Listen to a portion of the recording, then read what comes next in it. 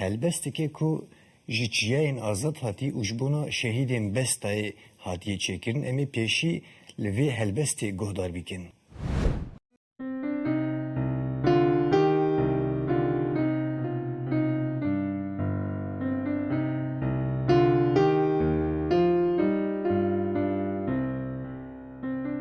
Stêrkên li çavên te diçirisin, şimitîn dilê min.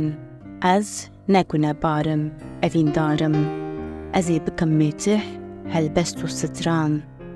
Kabila bêjin sewdaya min, dengbêjên li bin sûran, yên li peravên Dîcle, Birca Belek û Behrewanê. Ne zivistan, ne tarîtî lê ji kalbûna umrê min. Nabe ku ji bo sevdaya dilê min. Leylaya Amedê, tîrêja berbangê. Sorgula deşta Bismilê. Bereket bariya bizayîna te. Va dikim şayî def û zernan bînin. Dibezîne hespekî rewan, dajo ser dilê xayîn û tehfikê salan. Dike ceng di nava berfa spî de. Li kêleka wê fermandara cengê, rojbîna Dêrsimê.